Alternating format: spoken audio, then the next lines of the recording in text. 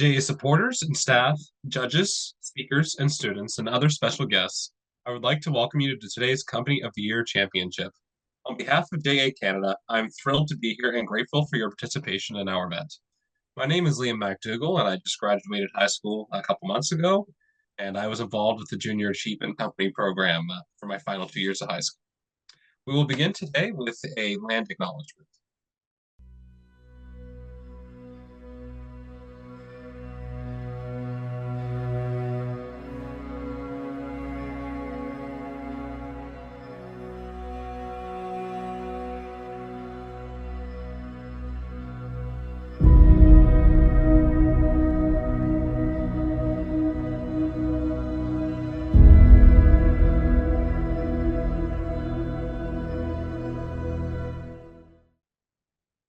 To get us started off today, I'd like to welcome Scott Hillier, President and CEO of JA Canada, to give some opening remarks. Well, thanks very much, Liam, and welcome everybody. I'm thrilled to be here as well, as much as Liam is, to be with all these bright, ambitious students and supporters across Canada as we celebrate and actually go through the event for the Canadian Company Program Championship. So it's a favorite event of mine to see the culmination of all the hard work, the passion, the perseverance for the Canadian CP Championship. I myself was a CP advisor many years ago, so I firsthand have experienced the program as a volunteer, as an advisor. I wasn't aware of it in high school, unfortunately, but I was a proud supporter of JA and happy to still be involved with the organization to this day. The company program, for those of you that aren't aware, actually started in the United States over 100 years ago. So this very program, the company program, still operates pretty much the way it was actually created many, many years ago. And it's popular, obviously, not just because it's a proven means of teaching students about entrepreneurship, but it also actually helps create the future community leaders as well. And there's many examples along the way of successful individuals that went through JA that you'd be noteworthy today. So some of those you might be familiar with: Rajan Ruparel, Canadian entrepreneur, co-founder of Groupon, Andy, as far as the mattress company, he was on Dragon's Den. Speaking of Dragon's Den, Manjeet Minhas. Those that might be a little bit older that are on the call might be familiar with Mark Cuban, of course, and Gene Simmons, and that's a blast from the past. So the organization JA has been around for many, many years. This very program and its championship is operating in over 100 countries. And perhaps because of this success, it's actually been noted to create the community leaders of tomorrow, the community and entrepreneurs and drivers of our economy. And perhaps because of this, JA has been actually nominated for a Nobel Peace Prize for the last 3 years in a row. So you're part of something very big. So I just wanted to call that out for the students. You've put in a lot of work. The volunteers have put in a lot of work. The educators have put in a lot of work. And you're part of something very big that's actually a global movement. So I want to thank everybody for all of your efforts to keeping JA alive and having these opportunities available for today's youth. This program wouldn't exist, wouldn't be able to operate each year without the support of some great organizations, sponsors like Neo Financial, CIBC, Shopify, Barclays, Zurich Foundation, and McCall McBain Foundation. These organizations see the importance of this program and put the funding in place for us to be able to offer it across the country and to ultimately host this Company of the Year Championship. And of course, the program wouldn't exist without the hundreds of volunteer advisors who work with the student teams across the country, as well as the educators who make their students aware of the program and who also facilitate the programs in their classrooms as well. So thank you both to the volunteers as well as the educators who support the programs. And a special thanks to the volunteer judges for this year's competition. There's over 20 of them that have judged and assessed the first few rounds and today's rounds as well. Lastly, congratulations to the top 3 teams we're going to learn more about here shortly. You've demonstrated the entrepreneurial spirit that drives the Canadian economy, and we're looking forward to hearing more about your ventures, your trials, your tribulations. Hopefully this was a successful experience for you. And just want to say, you're already winners. Regardless of what happens today, everybody that's done the program is already a winner. And just as an example of that, Rajan Ruparel, actually, I had a conversation with him recently, and he he was quick to remind me he didn't win company program. He didn't do very well at all, but still went on to be a very successful, notable entrepreneur. So with that, I want to thank everybody again for attending. Best of luck to the teams this year, and I look forward to the rest of the event. Back to you, Liam. Thank you for that warm welcome, Scott. We have a full agenda for our event here today. We'll kick off with a panel discussion of inspiring entrepreneurs, followed by 3 presentations from our company program category winners, selected in the last weeks of preliminary rounds. There were several amazing companies this year, and judges had a difficult task of selecting the top tech, retail, and manufacturing and social enterprise winners. Before we start with today's competition, I'd like to share and bring a warm welcome to our panel of entrepreneurs. We have 3 wonderful entrepreneurs here today to share their experiences and insights. Our first panelist is Rene Fritsch. He is a JA alumni and a 2014 winner of the JA's Leader of the Next Generation Award. He is a senior consultant at Deloitte and an entrepreneur who, along with fellow JA alums, founded Social Closet, a platform that digitizes and socializes closets to reimagine how people interact with fashion brands, friends, and clothes. The platform is currently in alpha testing stage and will be launched later this year. Welcome, Rene. Joining us from Neo Financial is Keegan Sharp. Keegan has spent the majority of his career in high-growth technology startups, first with Skip the Dishes, Canada's leading food delivery company, and now with Neo Financial, one of Canada's fastest-growing financial technology companies. His experience has primarily been in growth functions, including partnership, sales, and marketing. Currently, he is the VP of Mortgage Growth at Neo Financial, focusing on growing the mortgage business with the goal of providing exceptional mortgage products to provide more value to Canadian consumers. Welcome, Keegan. Our third panelist today is Kira Young.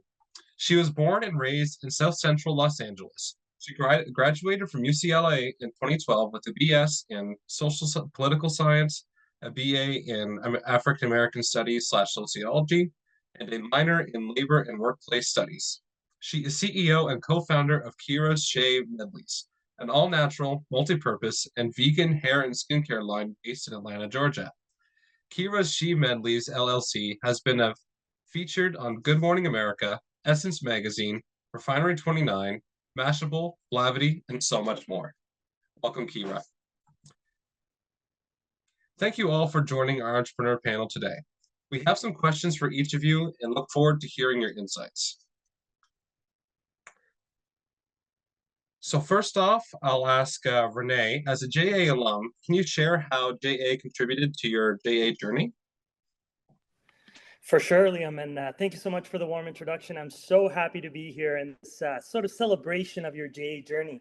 So since I'm speaking today about my JA journey, I'll start by saying that, back in 2014, I was the president of Simplicity. So Simplicity is a company that rids their customers of daily frustrations through innovative, out-of-the-box ideas that promote staying blessed and not stressed.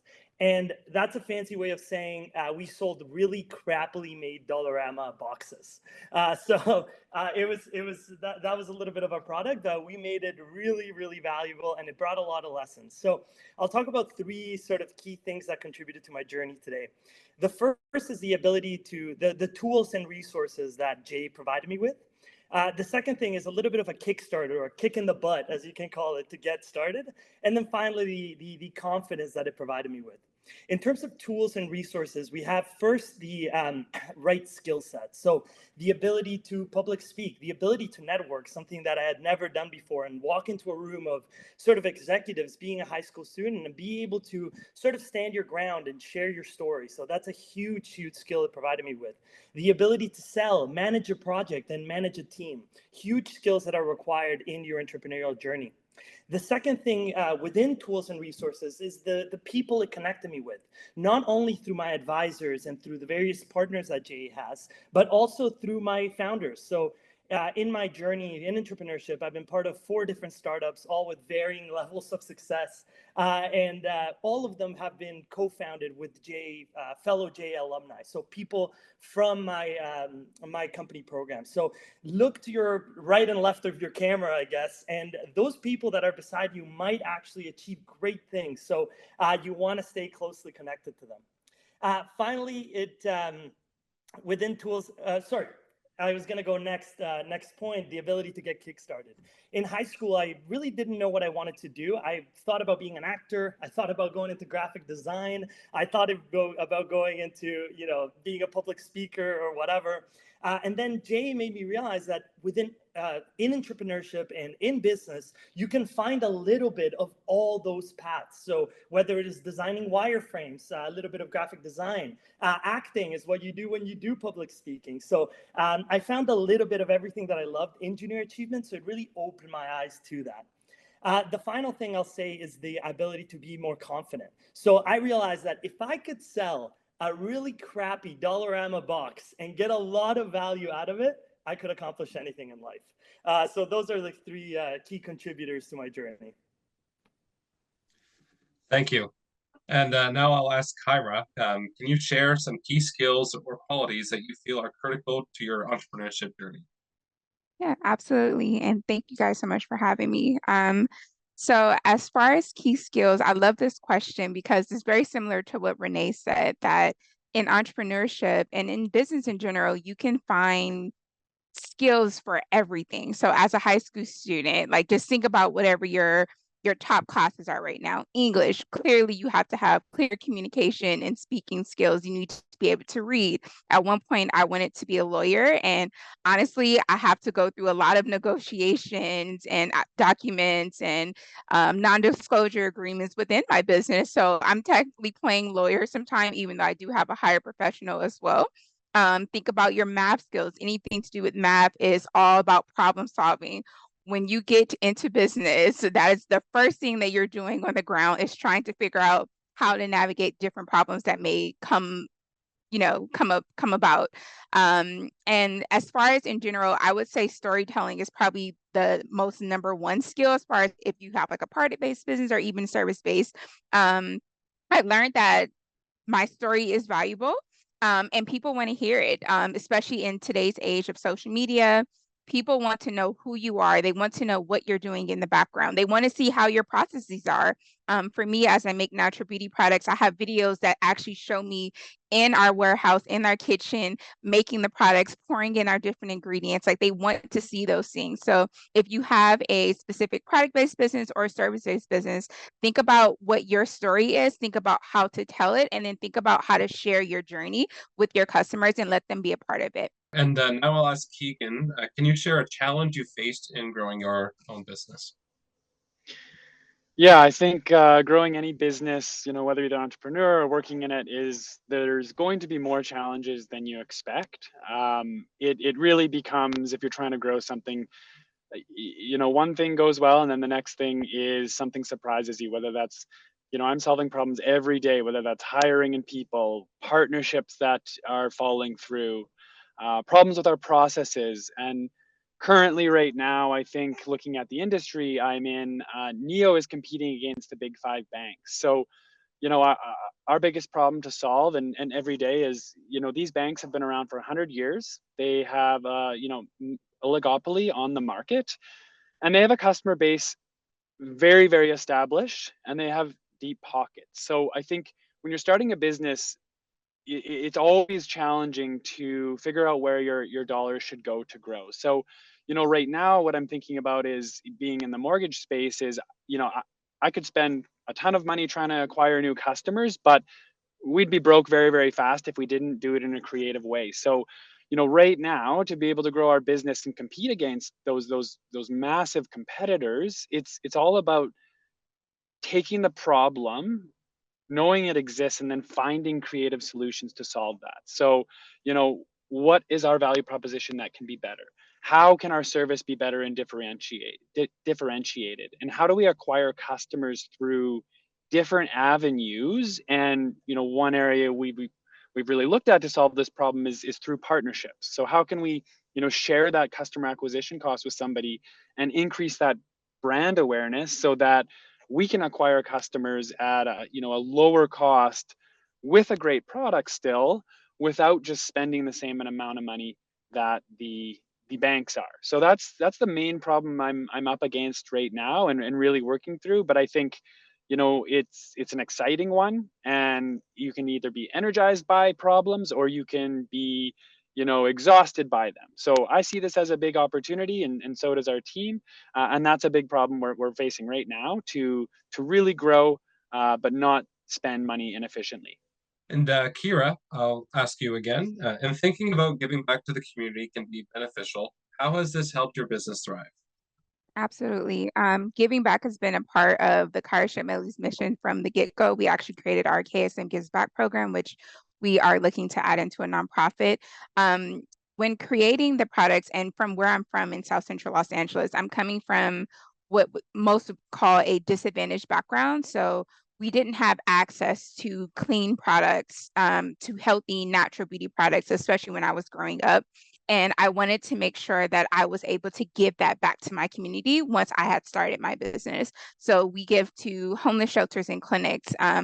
We give to organizations that inspire breast cancer awareness, youth leadership and development, and having that connection to those companies that are giving back and have these community campaigns, we were able to even garnish even more attention and more customers from that as well, which was not the initial goal, but it's also very lovely benefit from it. So we're being able to put yourself out there, being able to give back. People still today want to invest in companies that are thinking about our people and our community. Like, you may have some brands that are thinking of sustainability, making sure that their packaging is recyclable, not hurting the environment. And you may have companies that are building wells in Africa and providing water to their communities. For us particular, we definitely wanted to be a company that provided a social mission first, to show the people that we're not only here for you, but we are a company that is in literally wanting to empower our people and our planets while making a profit, which is the business model. Wonderful. Well, I'll ask Keegan another question here. As we know, running a business is certainly challenging and requires much effort. Could you share a way that in which you practice self-care and show resilience? For sure. I think, whether it's with your team or running a business, it's always challenging. I think, you're going to feel like you're always behind, that you're solving new problems, new things coming up every day. And I think, whether you're an entrepreneur or working within a business, it's really important to see problems as opportunities. Your mindset towards how you go into your day to day, and whether you're exhausted by those problems or energized, is really going to determine how you feel, but how successful you are. And so if you can see these as opportunities for growth and learning, and you'll always be more energized than if you kind of go into each day looking at these and just kind of sitting there exasperated. So it really becomes a mindset shift, and it takes practice. It doesn't come naturally, because sometimes you need resilience, and there's challenges that you just would never expect to come up. In addition to that, you really need to know yourself, and recognize when you need to take a break. I think entrepreneurs are notorious for not taking breaks, and really you need to take a break so that you can bring your best self, your best work every day, because your teams are going to feed off of your energy too. And as the entrepreneur, you're setting the tone of that. You're setting the tone of the culture of your business. So it's recognizing yourself, finding what you need to do when. That's different for everybody. And then when you do need to take those breaks, utilizing that time properly, so that you can take a physical and mental rest. Mental rest is just as important, if not more important, as an entrepreneur, so that you truly can recharge. In addition, when you're going through this, entrepreneurship can feel lonely. So you need to find trusted mentors and friends, whether that's in the company, but I recommend outside of that company. I have my trusted network of who I can go to chat about what's going on in my day to day, how it's making me feel, and someone to just talk to about that, right? If you hold everything in, and maybe you're feeling quite stressed, or need that self-care, it's very important to talk to others. So the moral is, you need to find out what works for you. Everybody is different, but it's very important for your business and your team that you find those breaks and those solutions that you need. All right, so I have a final question for all three of you. What key advice would you offer to your younger self to better equip you on your path towards entrepreneurship? So I'll start with Renee for that question. Awesome. Thanks for the question. And for this, I would my answer has definitely being an advisor at Deloitte at the Deloitte program has really helped me shape this answer. And I would say it's always face every challenge with a positive attitude. This I'd say it's one of the most important factors to success in general. Your ability to sort of spread positivity and spread a positive attitude, that's what's going to build relationships for you and create opportunities in the future. So whenever you're faced with a challenge, and I think when you're younger, this is particularly, a little bit challenging because there's so much going on, university applications, your high school grades, trying to figure out what your future is all about.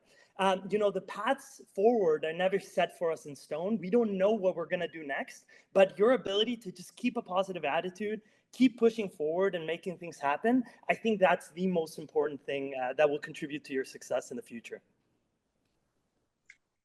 And Kira, you can go now. Absolutely. I love that question. I would tell my younger self to trust in the skills and the abilities that your parents have instilled in you, and that you are fully capable of navigating anything that the life puts in front of you. Don't be afraid to ask questions. Even if you think it's a stupid one, ask anyway. Don't be afraid to put yourself into rooms with people who you believe may be higher level than you. It's always amazing and great to be not the smartest person in that room, because that's where you're going to find those connections. That's where you're going to learn more. You're always learning. Like, your education does not start and stop in the classroom. You're always learning when you get out in the field, and keep that energy, keep going.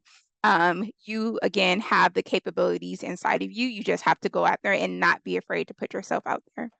And finally, after you, Keegan. Yeah, I love this question. This is one of my favorite questions, and just reflecting on the past and how far you've come. I think the most important thing is that your path won't be linear, and that's okay. Some of you may know exactly what kind of business you want to start. Maybe you're still on the fence about entrepreneurship. And so there's both camps, and that's normal. The beauty of working in business and entrepreneurship is there's so many opportunities and chances to learn what you like, what you don't like, what you're good at, what you're not good at.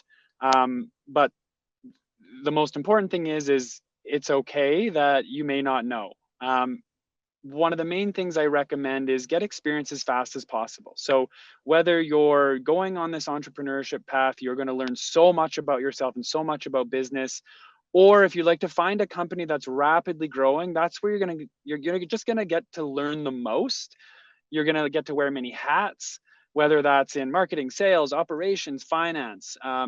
Find somewhere that is very quickly growing, or in your own business. There's no right or wrong path. Just know that if you're unsure, it's okay. You're going to learn very, very quickly through your experience. And if I can add, Liam, sorry, I just had one more thought. Make sure that you celebrate your wins, no matter how small you think they are or how big. It is important to celebrate your journey throughout that process.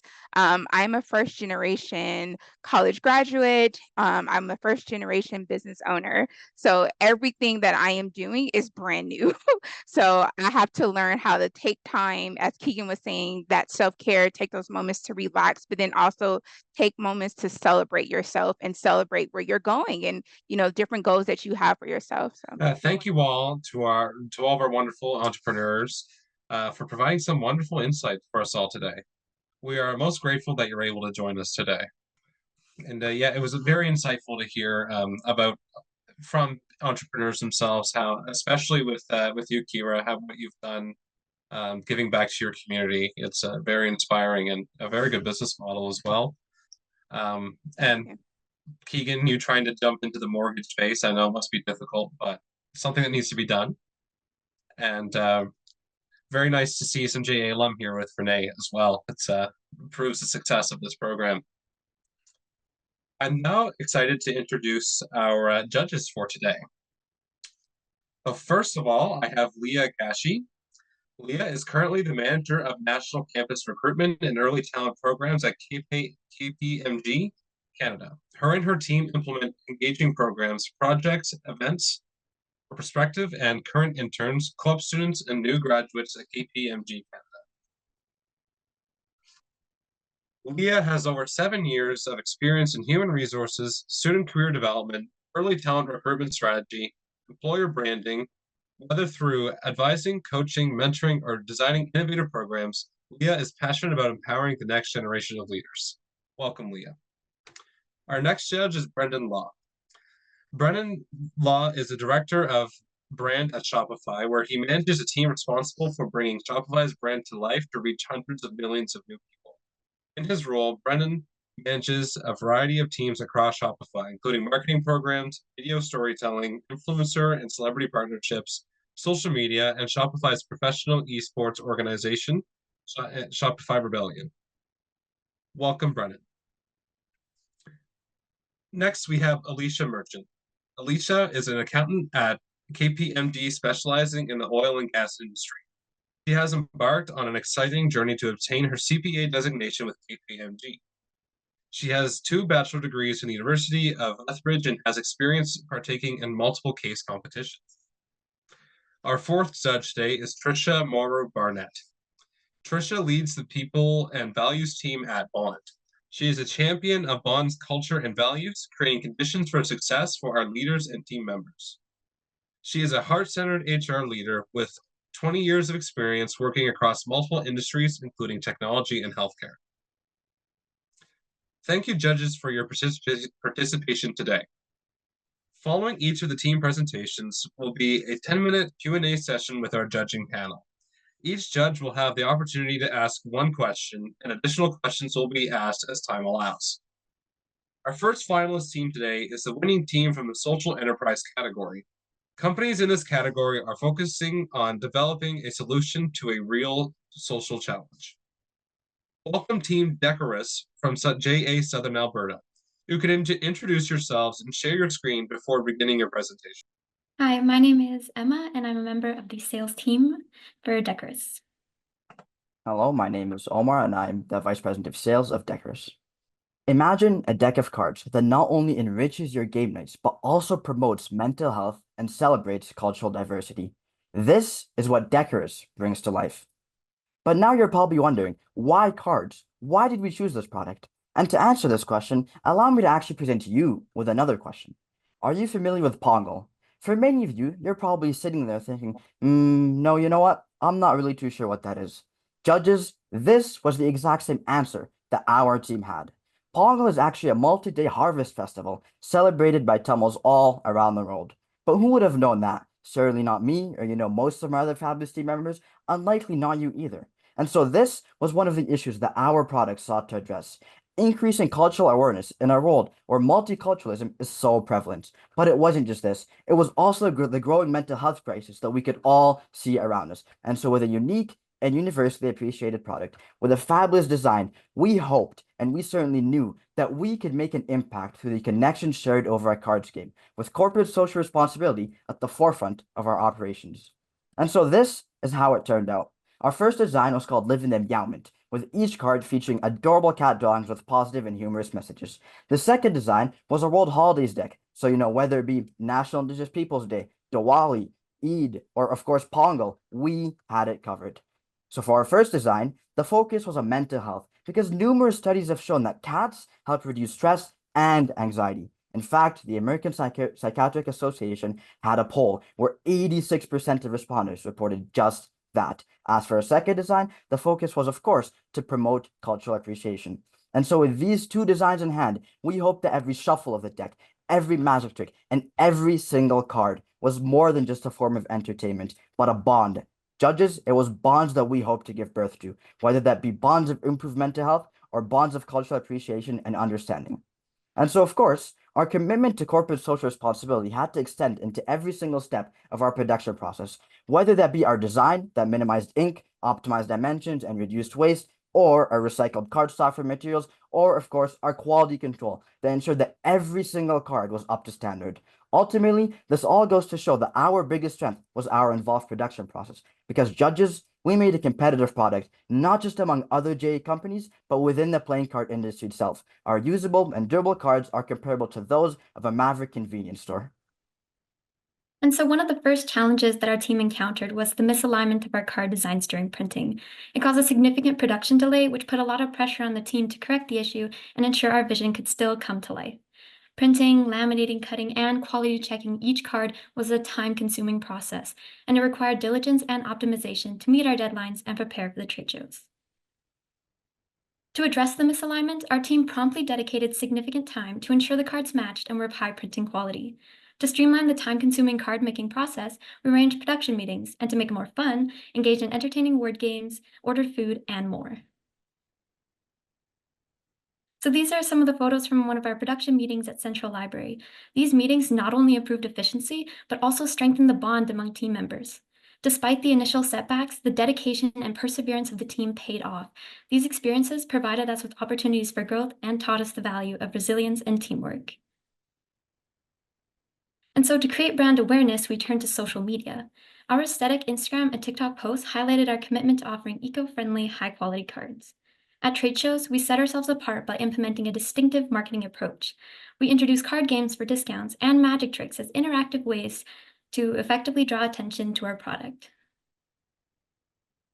And so, with all of these commitments, we were successful. By our first trade show, we sold out, breaking even, and even garnering 15 plus pre-orders. These graphs illustrate our team's improvement throughout the program. Initially, each card took a ridiculous 18 minutes to create, which was significantly reduced to around 30 seconds. Our success rate increased dramatically to almost 100%. And so, by the end of the program, our ROI exceeded 200%. We had 34 sales, and our revenue totaled approximately $758. We were successful. But our success is more than numbers. It's the relationships we built with our customers and fellow team members, the teamwork and leadership skills we developed through our production parties and team events. It's what we learned today, so we are empowered to do more tomorrow and make a difference in our world. So, what makes our company stand out? Our positive impact in the community, which stem from a mission transcending financial gain. Our playing cards are more than just a source of entertainment. They offer a fun way to build connections and create lasting memories. Our cat theme design reflects our commitment to bringing awareness to mental health and prompting us to choose Impact Society to support. Our World Holiday deck focuses on celebrating Canada's multiculturalism. We also aim for eco-friendly cards made from recycled paper and laminated for durability, ensuring each set lasts a long time and minimizes waste. Through every challenge, every triumph, we strive to make a difference, and we did just that. Thank you. Any questions? All right, thank you for that, and best of luck to Team Deckorous. Judges, you may now begin your Q&A. So I will call firstly with Brennan first. Okay, great. Congratulations, guys. Thanks so much for the presentation. I was keen to learn a little bit about what you both discovered from the challenges perspective on working and managing a large group of student employees or participants of the company. So I'd love to learn from you guys, what was the most challenging part of running a large organization of students and peers? And then what was the most rewarding part of learning to lead such a large group of people? I can answer that one. So I previously discussed a lot of product setbacks, but because of our large team and because of these product setbacks, one of the issues that arose from this was low team motivation. And so we initially had issues with attendance. And so we wanted more people to kind of volunteer their time for production meetings in order to meet our demand. So one of our challenges was figuring out how to raise team morale and get people more involved with the production process and in order to meet our production goals. And so to accomplish this, we introduced kind of more fun activities for the team to do together. And so, for example, the games and food at production parties really brought people together. And at the end of the program, we watched the Kung Fu Panda movie together to kind of celebrate our success. And these meetings together were very important, not only to grow teamwork skills as a group, but also just because people volunteered their time more. And so we were able to reach our production goals. And it really not only had a positive impact on the team, but also as the company as a whole and our success in meeting our deadlines and being prepared for the trade shows. And really the connection that brought everyone together was really helpful for our company. Great answer. Thank you. Now call on Leah to deliver her question. Thank you, Liam. An amazing presentation. That was a lot of fun to watch. So thank you. I'm really obsessed in terms of, branding and visuals. So my question to both of you is, how did your team come up with your branding? So such as the company name, the logo, the colors, and the design. Yeah, so I can answer that. So as for the name, I guess, so like it's sort of meant to be a pun on the word like Deckorous, meant to be elegant, sort of proper, fancy and everything. So it's a pun because it's like a deck of cards, obviously.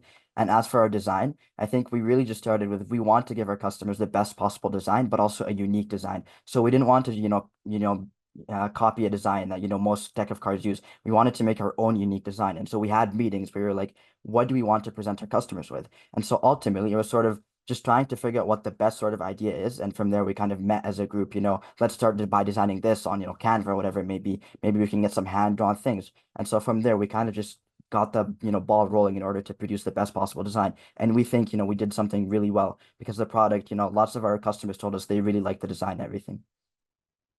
After you, Trisha. Hi, really, really well done. I love this concept. Really strong when you think of your aim.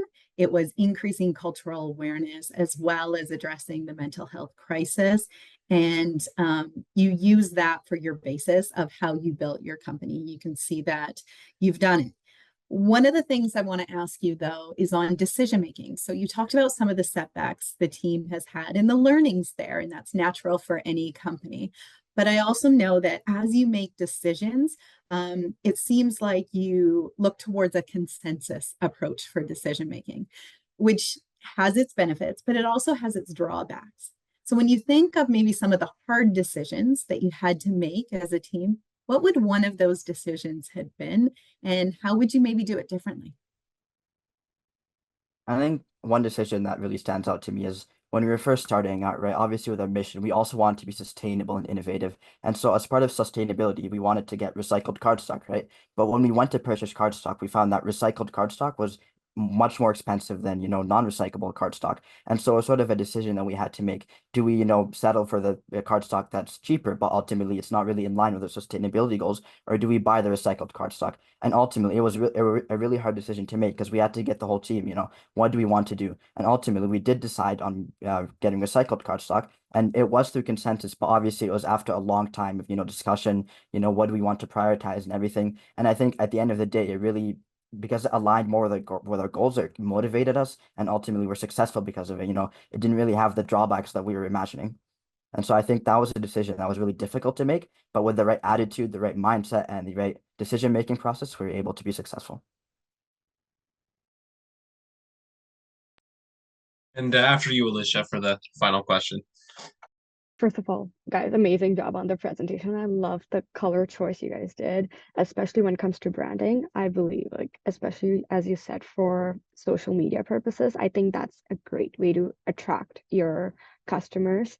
But one question that I wanted to ask is, in the future, if you wanted to expand on the business, do you guys have any ideas in terms of what additional products or services that you would want to add and diversify, maybe?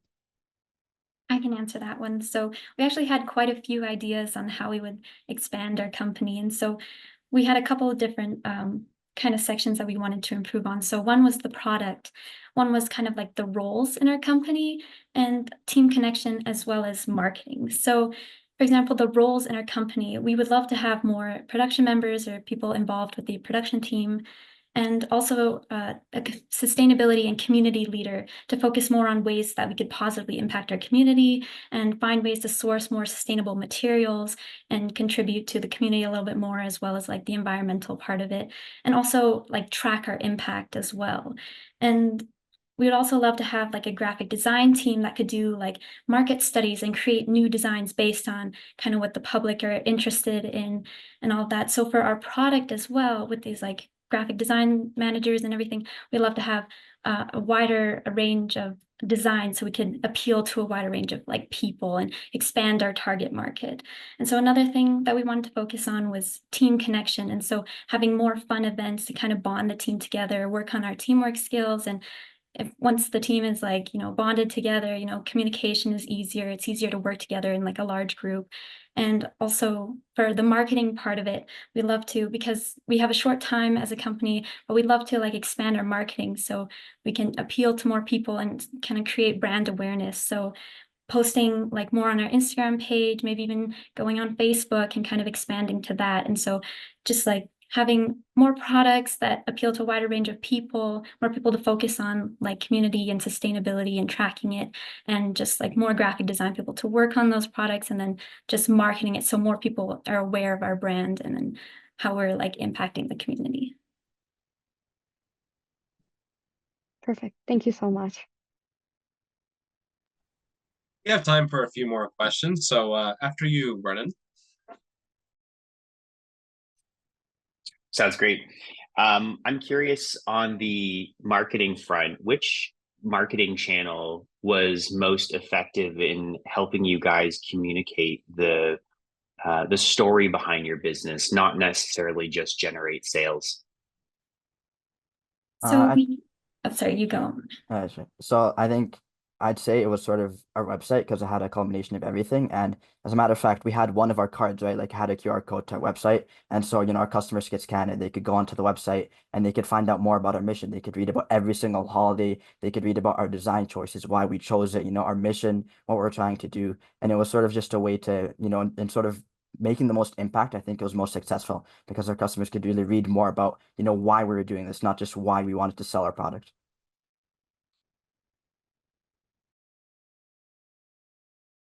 We have time for one more final question. So after you, Trisha. Sure. Why don't I jump in? When you started your company and you thought about your market, your ideal customer, who was that, and what did the research look like? I think our target market when we first started, because we have such a big mission, right? Mental health and cultural awareness. It's something that we really wanted to get everyone to learn more about. So our target market was sort of, we want to be able to sell this to everyone, a deck of cards, kids, children can play, adults can play. It's sort of, applicable to everyone. And so we started with, we should focus on trying to make a product that everyone can use and be accessible to everyone. But at the same time, that sort of made it a bit difficult at first, because when you're trying to focus on everyone, right, you might not be able to really narrow down your focus. And so what we had to do is we had to, look into the research, like the decks of cards, where are they most successful, and how are they most marketed to people, what sort of groups of people purchase decks of cards. And what we found is that it was true. Most people do have a deck of cards, but at the same time, face-to-face interactions would really be successful in selling our product. And so sort of our target market would just be, go and see someone face-to-face, show them the deck of cards, hey, you want to play a magic trick or whatever. And from there, we can sort of start telling them more about our product and our missions.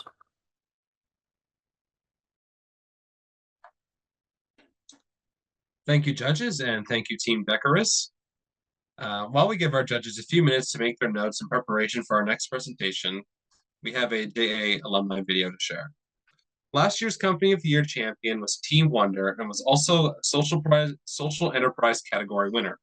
The team was able to represent Canada at the JA America's Company of the Year competition in late fall 2023. More recently, Nicole, the team's president, spoke at the Canadian Business Hall of Fame induction ceremony in celebration to share her JA experience. Today, we're delighted to share a clip from the event with some of her insight. My name is Nicole, and I'm a student participant in JA's company program, and I'm so thankful to be here today to speak to you about my experience in the program, in which teams of high school students spend 18 weeks building and operating a company from scratch. I joined the program nearly 5 years ago, and it has been an amazing journey. Growing up, I first heard about the company program through my older brother. He would come home from his JA meetings with large sales quotas to fulfill, and like any sibling, I was determined to sell more than him, even though I was still too young to be in the program myself. Ever since then, I waited for the opportunity to be in JA. And when the wait finally ended, I tried my hand at different leadership positions in sales, marketing, and sustainability until finally taking my shot at president last year. Having 4 years of junior achievement knowledge to leverage helped me gain the necessary tools I needed for success.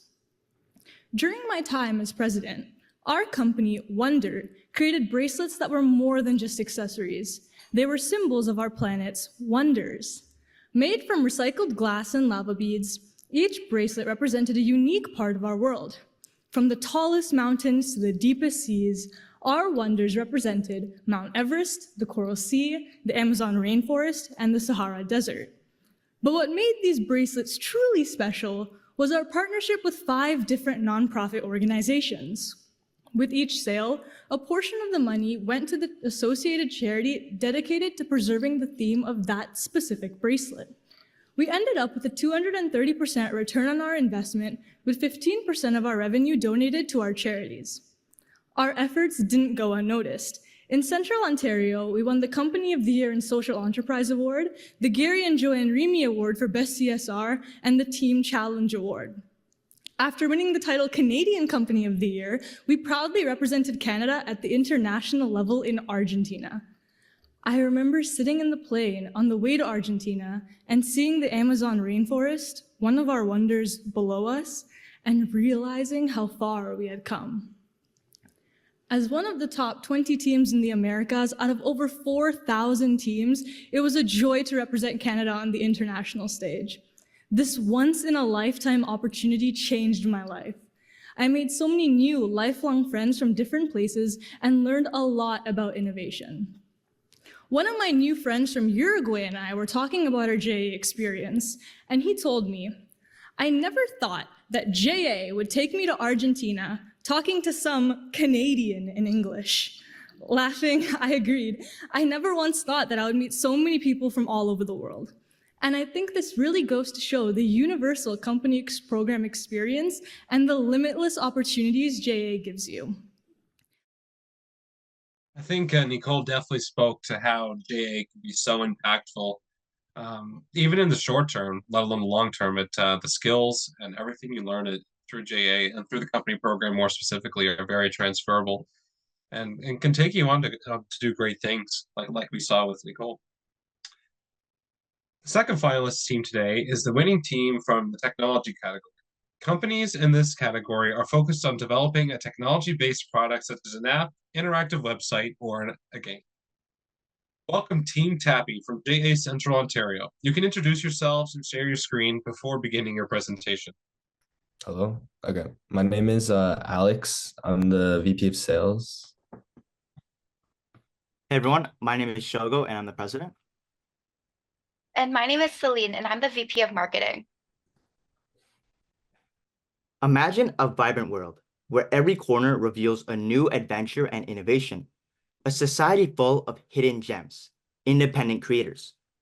At Tappy, we don't just envision this dynamic landscape, we bring it to life. Tappy serves both businesses and consumers, allowing us to connect with 2 separate markets. For businesses, our biggest goal was to establish genuine partnerships with bubble tea stores. For consumers, we wanted to create a community where passionate consumers can discover new flavors every single day. We envisioned various strategies to connect our users with the local businesses and found that an app would be the best way to link bubble tea businesses with our bubble tea enthusiasts. We began with a passion for launching a mobile app on Android and iOS, but facing tight deadlines, we pivoted towards a web application. Using Google's Firebase for a database and React.js for a sleek front end. At the beginning, we faced uncertainty with how to go on creating this platform, but through a curated learning path we established for the teams and the support of the company, tech and production transformed into a team of project managers, web designers, developers, and data engineers, all working together to create functional point tracking systems, map features, and more. Imagine craving bubble tea, wanting to discover new hidden gems, and opening Tappy. You explore spots near you, view menus, and discover our 3 featured stores that we partnered with. By scanning a QR code at the store, users earn points on our platform, a gamified feature that lets you unlock badges and rewards with each visit, while also bringing more traffic and visibility to our partners. Tappy goes beyond transactions. It builds a community with over 50 users post-launch that share flavors and connect with local businesses. To form partnerships with brands, we needed to provide value for them first. Initially, we created social media campaigns for our partner stores, boosting their brand visibility and addressing their primary challenge. Next, we collaborated with the brands to create exclusive coupons for Tappy users.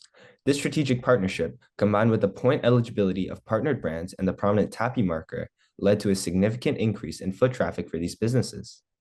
We aimed for market acceptance in B2B and B2C, generating revenue and partnering with businesses to contribute to our campaign while managing customer acquisition costs.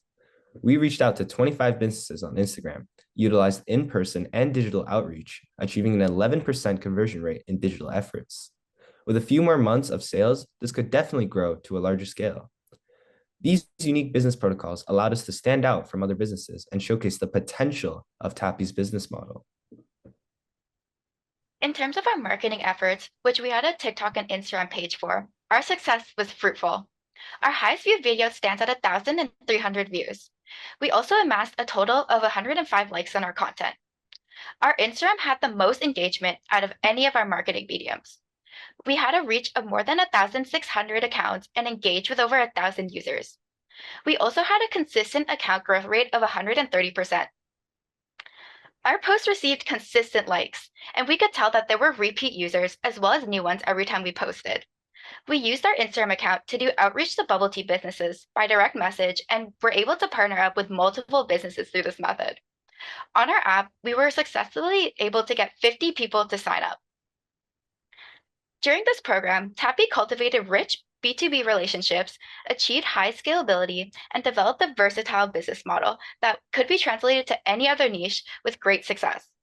We partnered with multiple bubble tea brands, built a functional application, and fostered a vibrant community of bubble tea enthusiasts united by our partnered brands. Our vision for the future is to introduce a geolocation feature.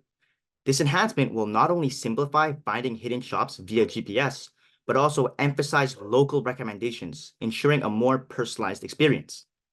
Then, we plan on expanding both our user base and our network of partnered stores through a dual-pronged approach. This strategy aims to generate revenue by forming partnerships with brands, thereby attracting more customers to purchase our premium memberships.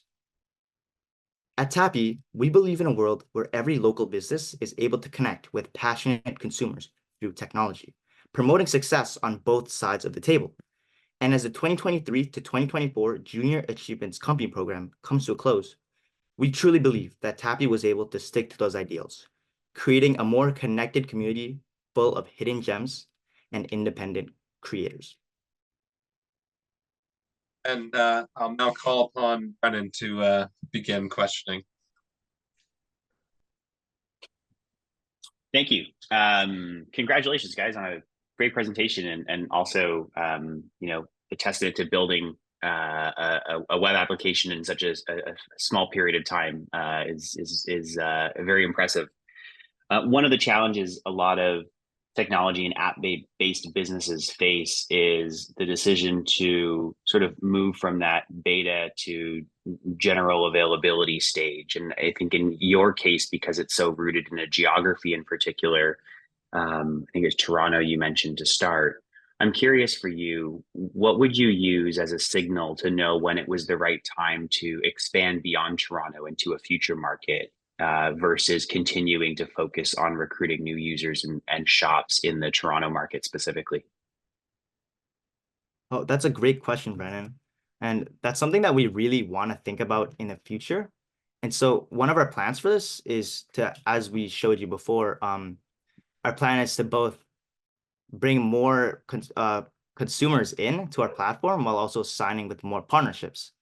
And we think that we'll be ready to switch to either expanding outside of Toronto or making a new side for a different niche when we have enough revenue to stay positive and being able to spend money on marketing in the future. Anything else I might have forgot, team? No, I think that's good. Just like we focused on Toronto mainly because it was convenient because that's where we had our company program in. But if we were to expand outside of Toronto, it would definitely be when we would have enough funds to be able to market as well as do outreach beyond Toronto and get people to contact the businesses and whatnot. But yeah. Great, thank you. And for our next question, after you, Leah. Awesome, thank you. That was an amazing presentation. Thank you so much. My question to your group is, how does Tappy and your business model differ from your competitors? And what does Tappy offer that your competitors don't to entice customers, users, and businesses? Thank you for the question. Oh, do you want to take it? Yeah, I'll take it. Okay. Yeah, so Tappy compared to Google Maps or Yelp, we actually have a point system. So on Tappy, like it's kind of gamified. Like you collect points with every purchase at a partnered store.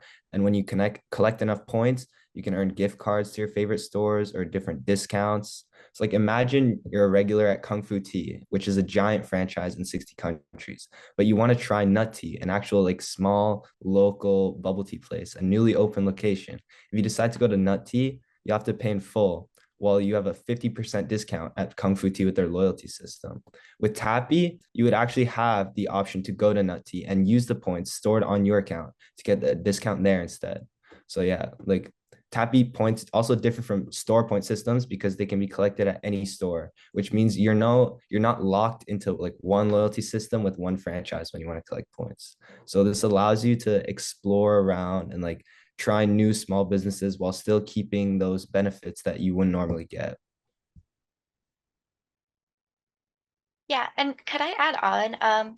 Also, something that differentiates us from our competitors is definitely the fact that we have a more focus on smaller businesses. So, for example, like the big brands you think of when you think of bubble tea, like Kung Fu Tea or Coco, we went to do outreach with the intent to reach out to small businesses that some of them weren't even on like our competitors, like Google Maps, like they didn't have much information on the web. So we wanted to reach out to them. So that's why we did some in-person outreaches so we could uplift their business. And yeah.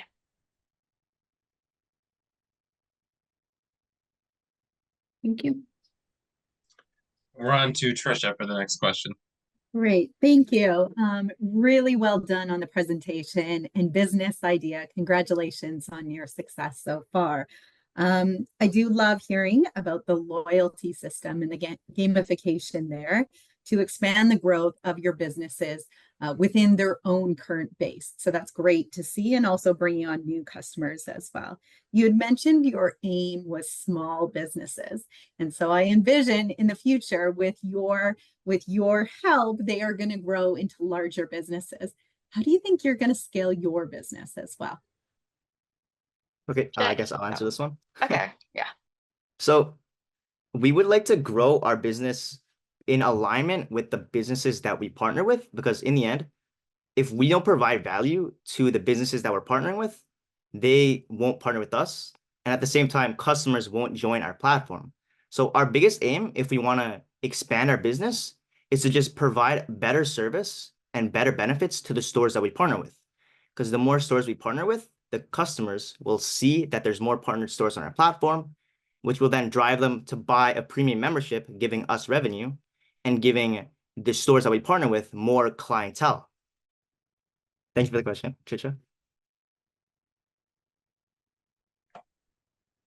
All right, so we'll go on to our next question from Alicia, please.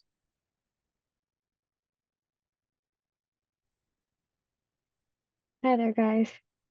Congratulations on the presentation. That was amazing. One of the questions I had for you is, in the future, how do you plan on working with team management and any conflicts that come up? As so far, has there been any, how you have resolved them? And in the future, as the business expands further, how do you plan on navigating through those conflicts? so that it doesn't affect the business? I can take this one. You good if I take it? Okay.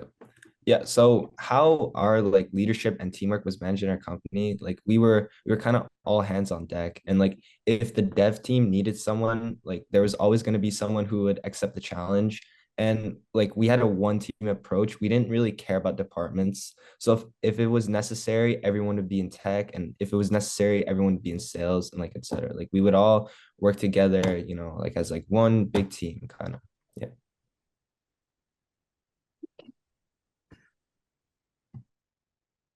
Thank you. Anything to add on?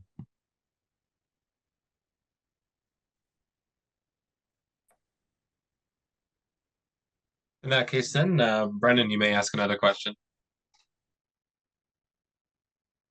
Okay, great. In a technology startup, there's often a lot of decisions that you have to make in quick succession in the very early days of the business. I'm curious what mistakes you made in developing the prototype of the product and what you learned as far as the need to iterate and kind of follow rapid product development. Love to hear you guys' thoughts on that. So I can start with this one. You guys can add on as we go. So at the inception of our company, we had a really large scale idea that we wanted to connect a bunch of stores together into one platform. And so the biggest conflict that we had in the beginning was just finding something that we want to stick with. So for example, first we started with every store, and with the small team that we have, that just wasn't possible. So we had to go a little smaller. So next, what we did was a nutrition app where we would have a map and then stores, and we would list the nutritional information of their products. But then again, that was just too much work. So then we picked the idea of having a small niche of one niche, and then we had a map listing all their stuff. So we started with coffee, which we then quickly recognized that there's too many coffee stores in Toronto that would be really hard to connect to. And two, people know that coffee drinkers typically are a little bit older compared to people who drink bubble tea, which is in a like younger, like teens to maybe mid adults. So we thought that the best decision to go with in terms of marketing was to go for bubble tea, because the people that drink bubble tea are the same age as us, which would make it easier to connect with our audience when it comes to marketing or discounts and coupons and whatever. It would just be so much easier to connect with them. Do you guys have anything else you want to add on? Yeah, I can add on as well. I wasn't really a part of the tech team, but I know that they definitely throughout JA, they were always sort of asking other departments questions and sort of cross examining their work, making sure everyone's on board, making sure everything looks good, everyone agrees with it. And if there was any criticism or anything like that, they would go back and they would change it. So as we were developing our app, there were definitely some things that we had to sort of go back on, such as designs that didn't fit our branding and whatnot. But ultimately, yeah. I'd actually like to add on one final thing. Something we like to note, and something that we think is a testament to our growth, is that when we first started the company, we actually only had around one person with experience in coding, and everyone else was a complete beginner. So over the duration of the program, we not only created an application, but we raised a team of software developers that can go on in the future to create better applications. We have time for one more question, so after you, Leah. Thank you. So this is actually a great segue to my question that I want to ask. So if you were to continue your business and, target more geographies and demographics, what additional skills would you want to learn to increase your success? And I know you briefly mentioned that the skill around coding and software development and hiring developers is one thing that you focused on, but is there any other skills? I can take this question. During the company program, something we had to do was in-person outreach. So we had to do sort of presentations of how to pitch to businesses to get them to work with us.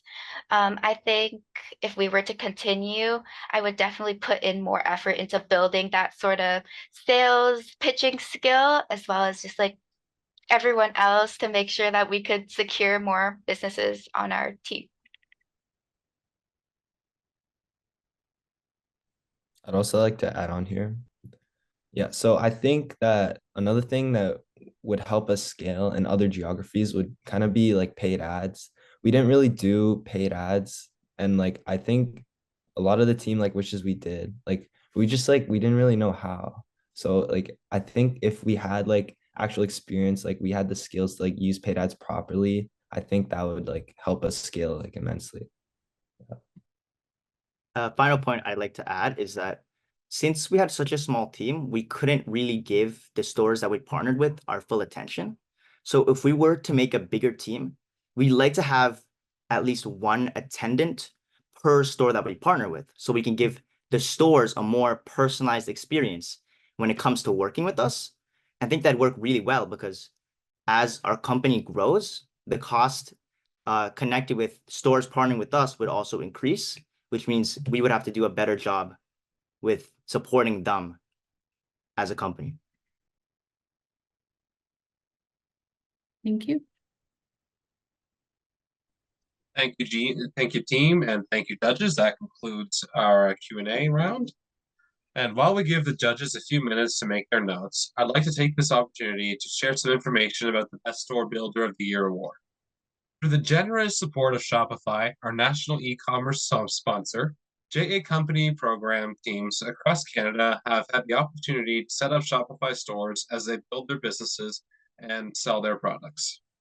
In addition to creating a store, all teams who use the Shopify platform are eligible for the Best Store Builder of the Year award. The award is judged by Shopify employees, and stores are scored on the following criteria: branding, including convincing brand messaging, strong company missions, values, and goals, company products and an inviting store experience, overall user experience of the store, such as a concise platform navigation. Teams across the country use the Shopify platform to share their businesses. The top 10 scores were shortlisted and shared across social media yesterday. The top 4 teams have been selected as winners by Shopify. Members of the top 4 teams will have access to a 12-month subscription through Shopify. I'm glad to share that the top 4 company winners are Color Moi, Revive, Fleur Éternelle, and Puro Sano. Congratulations to today's winners. JA Canada staff will be in touch with all of you in the coming days on how to claim your prize. And now I am excited to introduce our third team, the winners of the manufacturing and retail category. Companies in this category have a product or service that is made or sourced by the company's participants and is normally sold online or in person.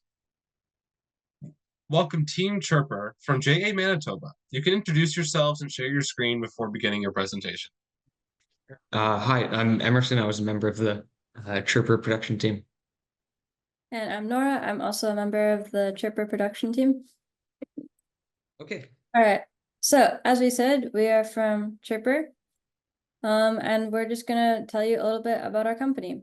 At Chirper, our mission was to encourage people of all demographics to reconnect with nature and in an increasingly technology-based world. To accomplish this, we decided to promote the hobby of bird watching, which has been proven to reduce depression and stress and is an easily accessible hobby for all age ranges. Chirper's main product is handmade bird feeders that attach directly to windows with suction cups. This design provides customers with an easy first step to becoming more connected with nature by allowing them to enjoy the beauty of wildlife right from the comfort of their own homes. This was especially important to us as Manitobans, as we know that many community members experience difficulties with getting outside and enjoying nature during our harsh winters. We wanted customers to feel prideful about their impact on the environment, which is why for our second product, we sell reflective window decals that prevent bird collisions. Each bird feeder costs us $3.56 to make, and were sold for $25 each. Each decal cost us 48 cents to make, and were sold for $2 each. Two products had very different production processes, but our large team allowed us to split into groups to produce each of them as efficiently as possible. Our bird feeders were made of scrap wood from our school's wood shop, which otherwise would have ended up in landfill. We were able to make great use of the wood shop, and we prioritized safety above all, even the extensive use of power tools in the process. The production of our decals took place in our school's graphic room. It started with Chirper members drafting and creating hand-drawn designs, which they then digitalized and used a vinyl cutting machine to print, and finally were cut into individual sheets and packaged. Chirper consists of 28 members, which is a very large group of students. And to manage these numbers, our executive team worked very closely with their own departments where they could efficiently focus on their own tasks. Communication between departments was key to our success. At the beginning and end of each meeting, executives updated the company on the department's progress, and every individual member was able to address concerns and share their new ideas. Our sales primarily came from our in-person trade fair events, but we also sold online through our website, offering both pickup or delivery, and in-store, thanks to our partnership with the Winnipeg Pet Rescue. They are a no-kill animal shelter, which we donated 20% of our profits to. Our products were sold in-store at the shelter, allowing our company to be seen by a wider audience. Not only did our partnership allow us to make a charitable donation to a valuable organization, but also served as an important networking experience for our team, allowing us to meet other members of the Manitoban business scene. The marketing team worked to establish a brand identity by promoting our mission and having a cohesive color scheme, consistent font, and memorable logo. We created frequent social media posts, including announcements prior to sales with upcoming dates, pricing, and location, as well as advertisements for special occasions as well as holidays. We also used marketing to bring our team closer to our customers by creating blogs and introductory executive member posts. Lastly, we use our platform to connect with local brands and businesses with similar ideas and interacted with our online audience. When we first started Chirper, we set a goal to reach 125 unit sales and a revenue of $2,177 by the end of the company program. We sold more than double these numbers and ended up with a total of 504 units sold and $5,128 in revenue, allowing us to donate $1,092 to the Winnipeg Pet Rescue Shelter. Success was measured through monetary goals, unit sale goals, as well as department-specific goals. Before each sale, the company discussed our goals that we'd set, and we reviewed each of these after our sales were complete. We also took the time to celebrate our achievements and promote the morale of our entire team. One of the challenges that we were quite lucky to face was selling out of products during a trade fair. We would have been unable to fill a number of orders had we given up there after selling out, but instead we were able to set up order forms and held an extra long meeting that week to complete all of the orders that we otherwise would have missed out on. This quick thinking allowed us to make a number of extra sales and further our success at the trade show. Another challenge we faced was our production process being much longer than we initially expected. And to solve this, we created stations dedicated to each in the woodshop, dedicated to each step of the production process. And this allowed each production member to specialize in one area, perfect their craft, and this sped up our production process and reduced the production time and increased the overall quality of our product.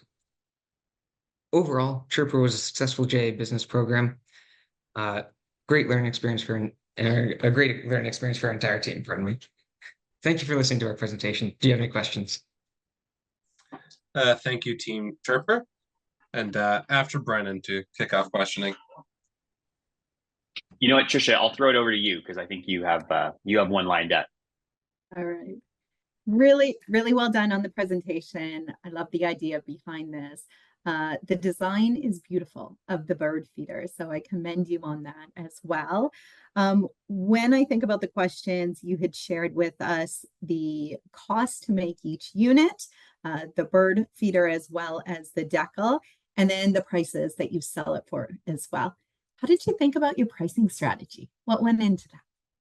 I can take this one if you want.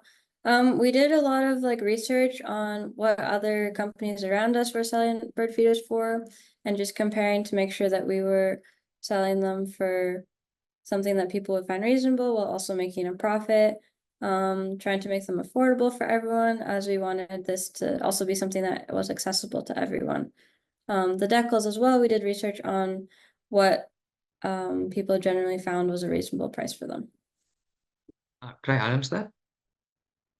Yeah, and our research concluded that a lot of popular bird feeders, especially on like Amazon and stuff, online orders, they were ranging from around $30 to $70. So we made sure our prices were at the lower end of that. All right, I can hand the floor back to Brennan then if you have a question. Yeah, thank you. Yeah, excellent presentation, folks. I really love the strong tie to the initial thesis and the why behind your business. I think there was a lot of thought and care put into that. So, really nice way to start it off.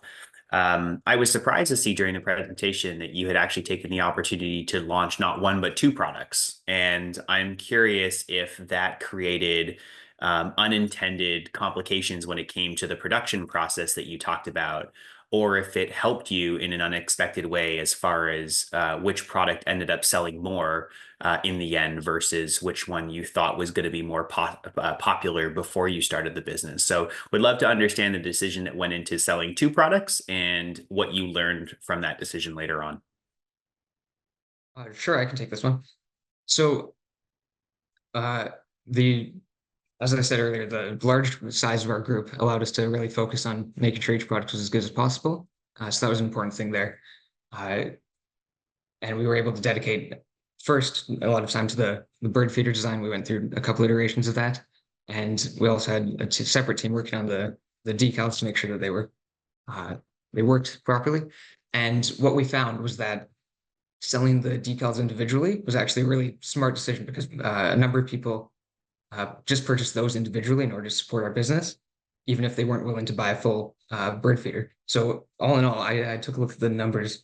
I said we had 500 units sold.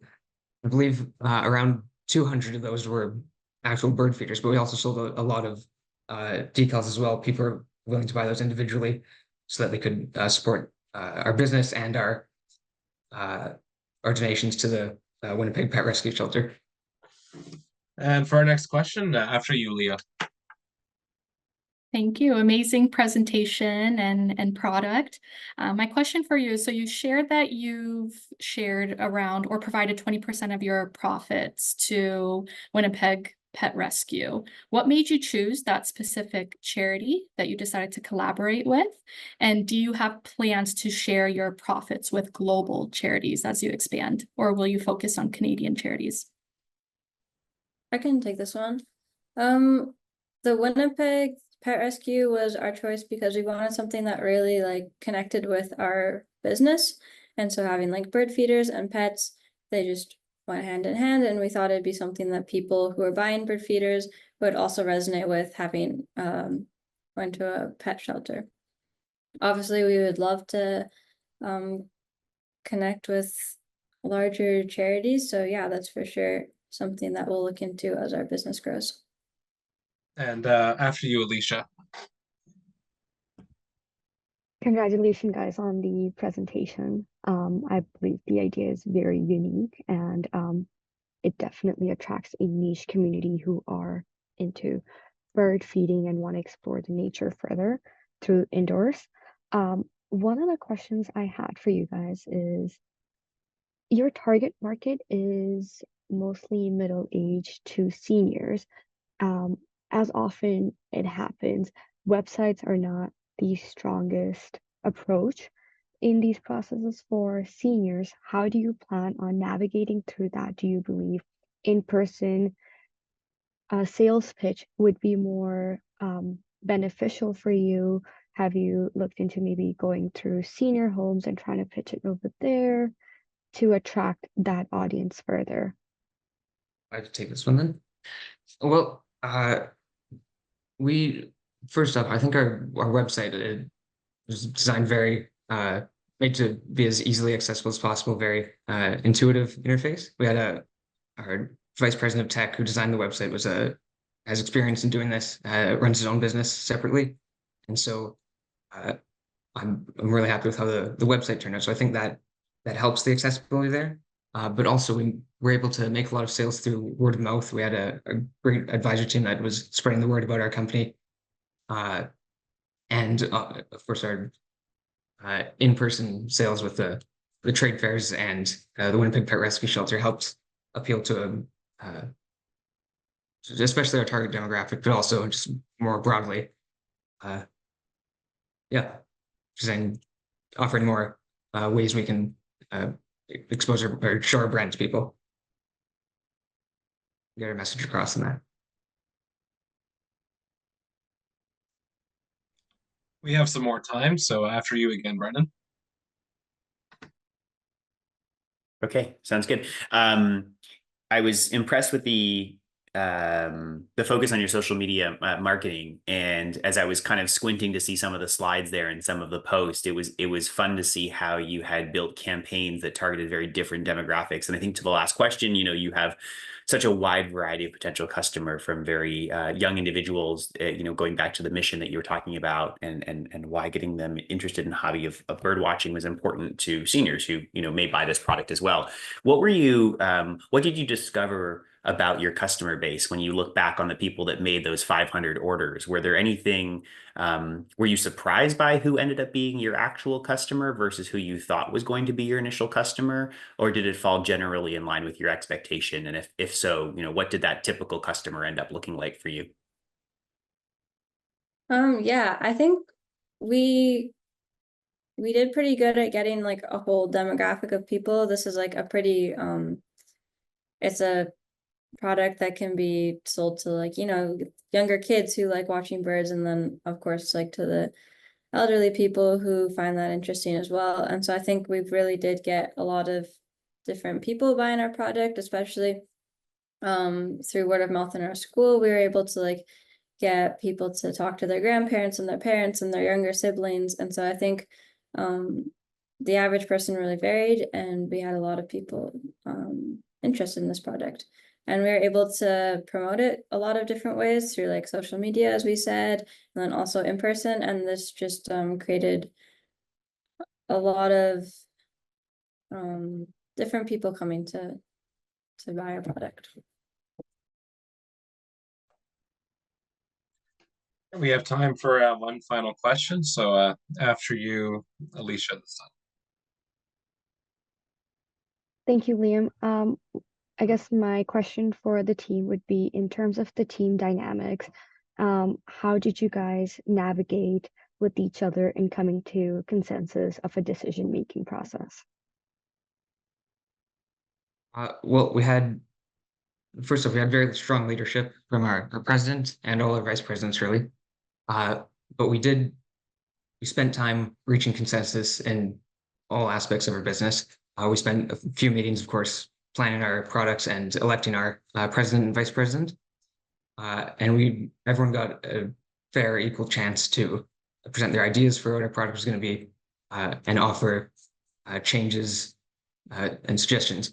And of course, we had our end of meeting periods where we were able to all share our concerns, our ideas, anything at any point throughout the process. Yeah, and our team, I think we had a very good team dynamic and great morale throughout the company because of our success. That was nice to see, but we also took the time to take breaks throughout each meeting. Everyone had to at some point bring like their own snack or something to contribute to those breaks. Yeah, I think everyone who took part in our program had a great time and feels really strongly about the product and our success. So Yeah. So that concludes our judges' questions. Thank you all very much. And thank you to all of our fantastic teams for presenting today. I'm sure you have all given the judges a very difficult task to complete. Our judges will be submitting off their scores, and an announcement will be made across the JA Canada social media channels on Monday with the winning teams. I'd like to thank all of our JA staff, volunteers, and JA company program participants who have attended today. Thank you all.